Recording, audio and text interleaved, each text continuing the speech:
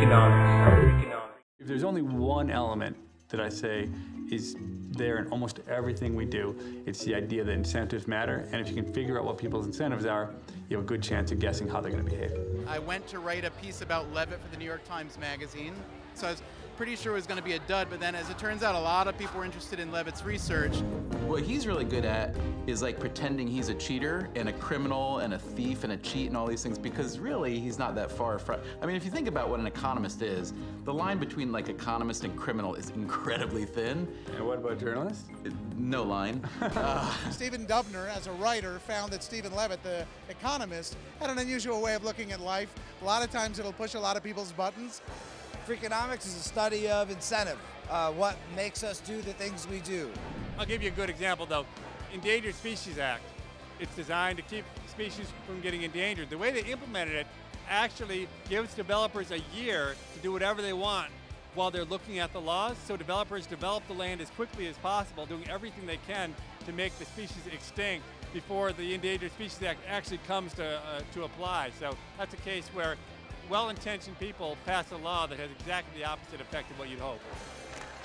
What's very interesting about this film, frankly, is you take 5 very interesting documentary filmmakers with different voices, different visual styles, a different body of work, and you give them a book and you say, go to it. Each of the directors puts a point of view and a spin on the material that gives it a unique signature that takes it sort of one level past where it was in the book. My segment is about cheating. It's also about sumo wrestling. It's true that sumo might seem to be immune from corruption because of its purity and its history and so on. On the other hand, the stakes are high. And when stakes are high, and when there's an incentive to cheat, a small percentage of people always will. Do these people cheat? Is there something strange going on? It looks like it's pure. Is it so pure?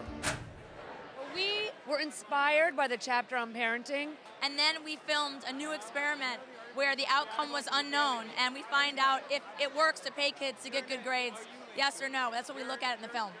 The idea was for the University of Chicago to see if students could increase their test scores simply by giving them a financial incentive. $50? Yeah, and you get the $50 every month as long as you keep your grades up. Right. I think a lot of people here are gonna start doing their homework then. They say money doesn't buy happiness. Wanna bet? You are getting straight A's from me. Our goal was to figure out, can we cheaply and quickly move the needle at a school? I directed the very last chapter of the book, which is called A Rashonda by Any Other Name. It explores the question, does what you name your kid matter? We had 228 unique versions of the name Unique. To see that names really do have an impact. Their name is, Billy Bob or Shaniqua. You're going to make assumptions automatically based on those names. As the 1980s drew to a close, law enforcement experts predicted that the crime wave of the preceding decade would continue to rise. It would be the decade of the mega criminal. There was only one problem. It didn't happen. My segment is about why crime fell in the 1990s in the United States at a time when it was predicted that it would rise. And many people took credit for the crime fall, including the then mayor of New York City, Giuliani, and others. The reductions in crime that have taken place in New York City are pretty close to miraculous. And I think Levitt and Dubner came to the conclusion that the reasons that were being provided for the crime drop were less than fully explanatory, and that there was a deeper reason that nobody had thought about.